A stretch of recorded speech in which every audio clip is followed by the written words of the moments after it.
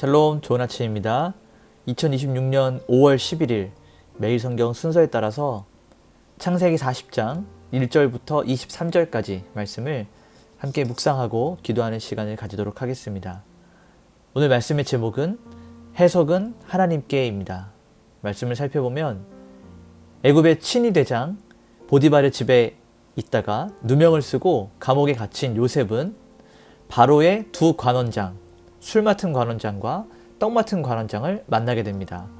어느 날 두 사람이 동시에 꿈을 꾸고 그 꿈으로 인하여서 근심할 때 요셉은 해석은 하나님께 있다라고 선포하면서 그들의 꿈을 명확하게 해석해 줍니다. 요셉의 예언대로 술 맡은 관원장은 복직되었고 떡 맡은 관원장은 처형됩니다. 그런데 복직하였던 술 맡은 관원장은 요셉을 잊어버리게 되죠. 인간의 기억력은 이렇게 희미하지만 하나님의 섭리는 요셉을 애굽의 더 깊고 높은 곳으로 인도하시기 위해서 묵묵하게 진행되고 있음을 오늘 성경 말씀을 통해서 우리는 볼 수 있습니다. 이제 한 절씩 말씀을 살펴보면서 성경이 말하고 있는 진리를 함께 나누도록 하겠습니다. 먼저 첫 번째 단락을 보게 되면 1절부터 8절까지 말씀을 우리가 볼 수 있는데요. 여기에는 이 두 관원장들의 꿈과 요셉의 신앙 고백이 담겨 있습니다. 1절에서부터 4절의 말씀을 보게 되면 그 후에 애굽 왕의 술 맡은 자와 떡 굽는 자가 그들의 주인 애굽 왕에게 범죄한지라. 자, 이 두 사람은 범죄했기 때문에 이 왕의 수용소에 갇히게 되는 것입니다. 친위 대장이 요셉에게 그들을 수종들게 하매 요셉이 그들을 섬겼더라. 그들이 갇힌 지 여러 날이라. 자, 먼저 감옥에 있었던 요셉은 이제 새로 들어왔던 왕의 최측근이었던 술 맡은 관원자와 떡 굽는 관원장을 섬기게 되고 돌아보게 됩니다. 이 감옥이라고 하는 절망의 장소에서도 요셉은 자기에게 주어졌던 그 일과 맡겨진 사람들을 성실하게 섬기게 됩니다.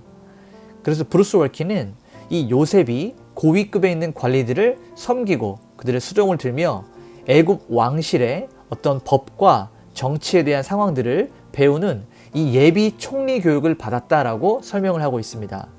말씀을 계속해서 보면 5절부터 8절까지 말씀을 읽어보면 옥에 갇힌 애굽 왕의 술 맡은 자와 떡 굽는 자 두 사람이 하룻밤에 꿈을 꾸니. 자, 이 두 사람이 같이 꿈을 꾸게 됩니다. 요셉이 그들에게 이르되 해석은 하나님께 있지 아니하나이까 청하건대 내게 이르소서. 자, 이 두 사람이 이 꿈을 해석하지 못해서 굉장히 답답해하고 또 근심하고 있는 가운데 이 요셉이 꿈에 대한 해석은 하나님께 있다라고 말하면서 자신에게 이야기해주면 하나님의 힘을 힘입어서 하나님의 지혜를 힘입어서 그 꿈에 대한 설명, 해몽을 해주겠다라고 이야기하는 것입니다. 그러니까 이 당시에는 애굽의 어떤 점성사들, 마술사들 이런 사람들이 있지만 여호와 하나님의 신앙의 절대성을 선포하는 이 요셉의 발언이었습니다. 자, 두 번째 단락을 보게 되면 9절부터 19절까지 말씀인데요. 여기에는 두 가지의 꿈이 나오고 두 가지의 운명이 갈라지는 것을 볼 수 있습니다. 먼저 9절부터 13절을 보게 되면 술 맡은 관원장이 그의 꿈을 요셉에게 말하여 이르되 포도나무에 세 가지가 있고 또 그 다음에 쭉 말씀을 읽어보면 바로의 잔을 내 손에 잡았노라. 요셉이 그에게 이르되 그 해석이 이러하니 세 가지는 사흘이라. 지금부터 사흘 안에 바로가 당신의 머리를 들고 당신의 전직을 회복시키리니. 자, 이 술 맡은 관원장의 꿈은 복직의 기쁜 소식이었어요.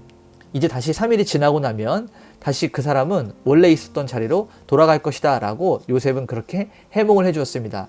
그러나 중요한 것은 자신이 그 억울한 사정 가운데 있다는 것을 이 요셉은 알려주면서 바로에게 나가게 되면 자신을 기억해달라고 간절하게 부탁을 하게 됩니다. 자, 16절에서 19절을 보게 되면 떡 굽는 관원장이 그 해석이 좋은 것을 보고 요셉에게 이르되 맨 윗 광주리에 바로를 위하여 만든 각종 구운 음식이 있는데 새들이 내 머리에 광주리에서 그것을 먹더라. 요셉이 대답하여 이르되 새 광주리는 사흘이라. 지금부터 사흘 안에 바로가 당신의 머리를 들고 당신을 나무에 달리니 새들이 당신의 고기를 뜯어 먹으리이다 하더니. 자, 이 요셉은 사람들의 눈치를 봐가며 듣기 좋은 말만 했던 것이 아니었습니다. 왜냐하면 이 꿈은 하나님으로부터 온 것이었기 때문에 하나님의 계시를 가감없이 자기의 생각을 더하지 않고 있는 그대로 전하게 됩니다.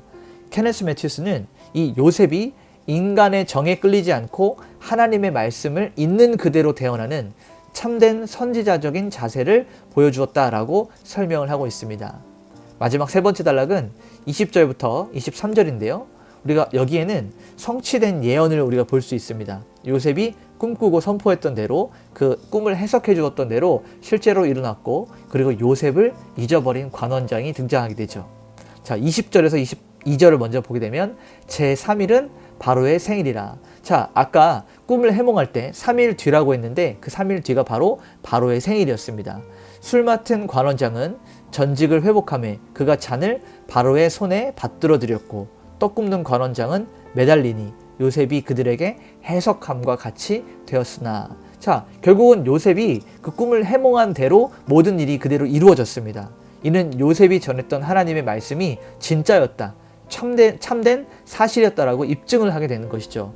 그리고 더 나아가서 훗날 이 바로의 꿈을 해석할 수 있는 그 권위를 하나님께서 예비하게 하시는 그러한 사건이었습니다.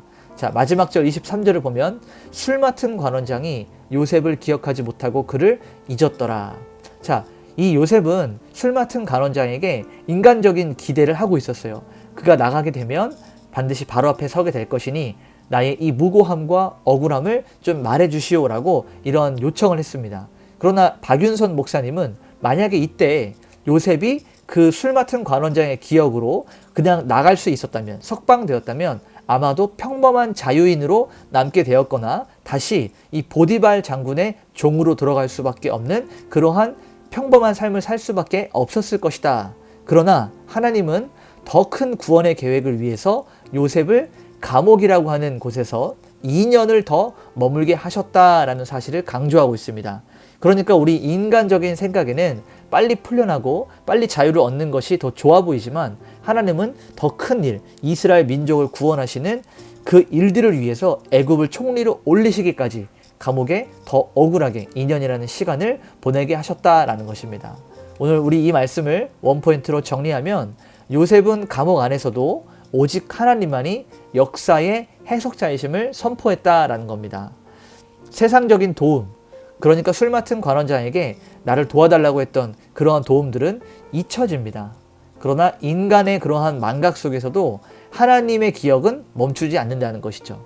하나님께서 가장 완벽한 때, 하나님의 시간에 요셉을 높이기 위한 섭리의 손길들을 계속해서 이어가십니다.